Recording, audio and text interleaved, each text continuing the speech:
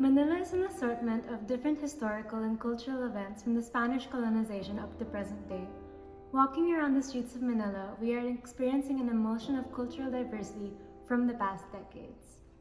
Burnham was actually one of the very people who wanted to cherish the uniqueness of our country. Being a tropical archipelago, it gave us this unique opportunity to innovate and provide planning solutions. He wanted to create these beautiful green belts and frame monumental landmarks that allow a mere passerby to have this focal experience of beauty. But the value of these grand monuments have somewhat faded over time. These larger commercial spaces have started to rival historical landmarks, to inevitably be undermined by tall condos and wide shopping malls that are inconsiderably placed, which neglects the historical relevance of these buildings. Burnham also wanted these historical monuments to become a part of our everyday lives. Even within a fairly distant radius, the vistas he envisioned to create could have been seen from afar while strolling on the streets of Manila. And within these streets, he wanted to build upon distance and close proximity from everyday needs. In Burnham's ideas for planning, we understood how there's a separation of the experience and what you see, looking at a perspective from what you feel while walking through the plans of the city. Through these separate ideas, they are woven together into a scenic experience of a beautiful city. Walking around present-day Manila is already a unique experience on its own, however not the experience we hope to be. With these hopes for the future, we have slowly molded this idea built from practicality and contemporary car-centric concepts, which slowly neglected our monuments to decompose. The distorted vision of progress altered the image put to plan by Burnham, influenced by ephemeral solutions that have taken a toll on this once hopeful part of the city. Upon approaching this project of replanning a part of Manila while keeping in mind the objectives of Burnham, we decided to look at the community from inside out. We took notice of the culture embedded into the people and their respective vicinity. Burnham once spoke of doing things big in a way that idealized the need for looking at things from a larger perspective. In contrast, we decided to start our city planning by creating different realms. Creating these realms, we developed a thoughtful arrangement, putting them together, creating a big plan, having them interact with one another through a seamless transition of commercial spaces and pedestrian activity. Through this approach, we then also applied it to the framing of the landmarks, dividing of intimate public spaces, and in whole creating an active vernacular of the city planning. The need for diversity and inclusion was one of the integral ideas we wanted to implement in the city. The acceptance of a diverse community with different age groups, lifestyles, pastimes, or even religious affiliation was important to the planning of the city. There is often the lack of interaction amongst people with different backgrounds. By allocating spaces for specific athletic activities, commerce, and mere open public areas, social interaction is hoped to be inspired and even encouraged. The city develops a synthesis of various interconnected programs that reevaluates the urban planning process in a mixed-use context. As the city is built from realms, we tried to conceive an intermingling connection between office and residential. We reassessed circulation and the need for directness of our paths, while instilling the introduction of micropaths that provides the curiosity and the feeling of ownership to their own intimate spaces.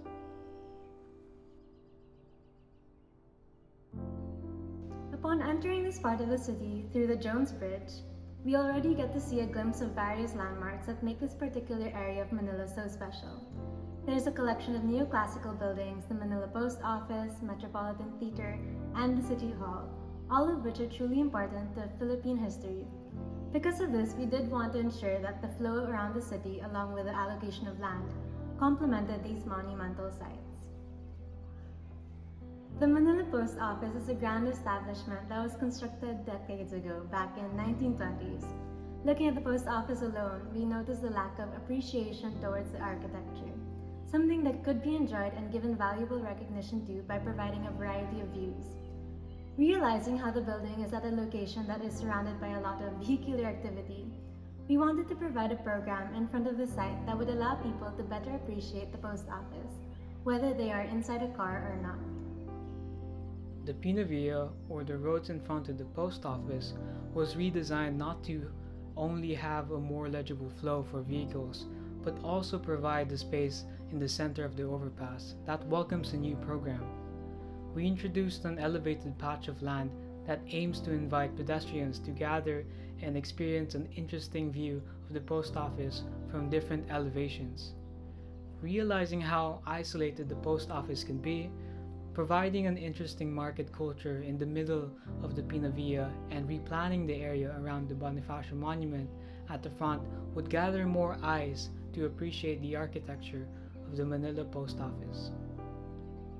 Now moving on to the Manila Metropolitan Theater right across the Pinavia, yet another historical landmark neglected by the lack of pedestrian activity and opportunity for publics to interact with the structure. With this space, we wanted to approach the planning to be somewhat nostalgic and appreciate Philippine arts. By redesigning the back of the Metropolitan Theater into an open garden, we intended the landscaping to pay tribute to the paintings of Juan Arellano, traditional, intimate, and grand. The maze-like plan would allow people to enjoy a stroll around the garden filled with diverse native fauna. As our introduction to the city, the bridge is the primary linkage of our reprogrammed open space for public recreation, sport, and events, right next to these formidable city walls of Intramuros. The bridge is seamless from high up, providing great views and grounds itself discreetly amongst the protruding figures of our city. This part of the city explores what you could do in such a large open space, as we sense how the simple effort of changing its program can do so much for the people.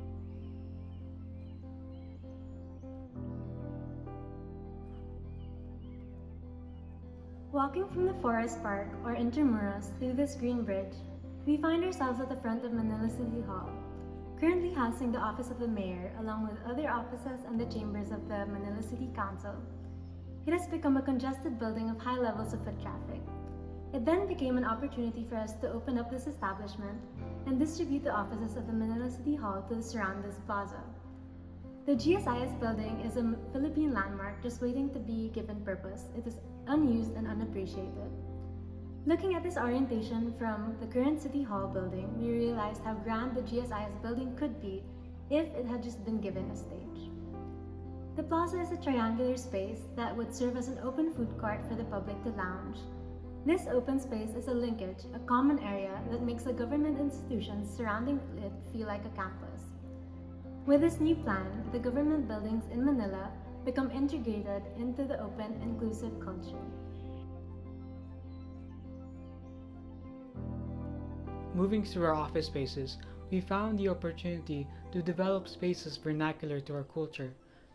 These office spaces provided the necessary importance of our city, but it also conditions the space as a second home that provides opportunities for pop-up marketplaces that brings the culture of bringing home pasulubong to their children to its community.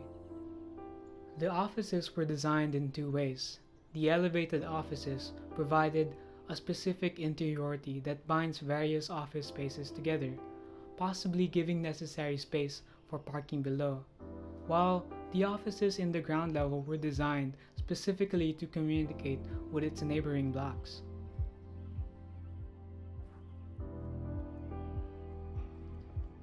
As we go deeper into the interiors of our city, we find ourselves in the synthesis of office and residential. The offices and commercial buildings reside on the outer ring, while we go into the elevated, more private region. We find these obscure residential buildings that open various intimate pathways that give its own sense of belonging.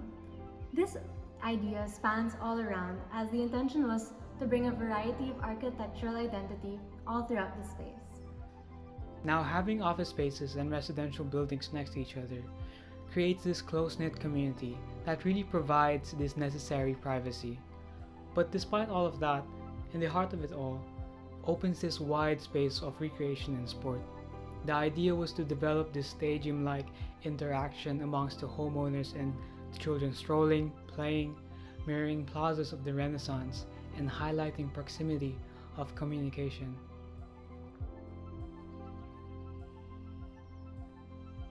Towards the end of the day, we find a community that is often, if not constantly, disregarded and seen negatively.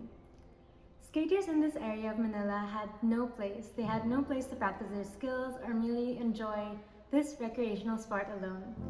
Our undertakings for inclusion enabled us to find the need to create belonging for these people and develop a special kind of skate park that weaves a larger demographic to involve themselves indirectly to the sport. This now becomes a learning experience, an opportunity to normalize an often overlooked sport. The skate park became a combination of volcanoes and bowls, patches of grass, and a commercial strip to enjoy just the same. To the second half of the city, we knew that developing the Islamic culture in the area was one of the most important parts of the project.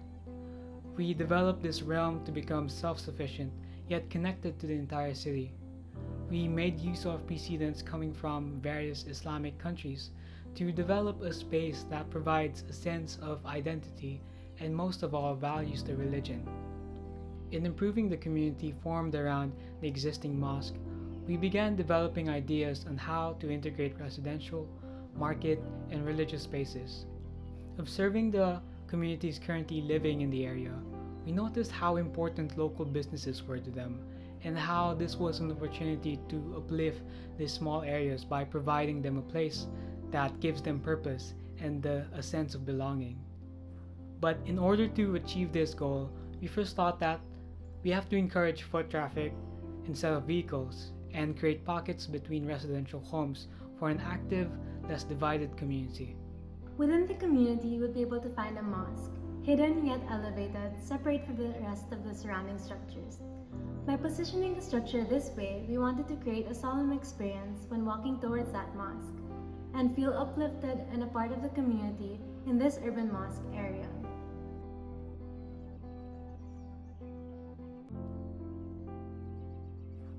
At the end of the day, we understood how important vistas are to the community to form intimate interactions with their surroundings.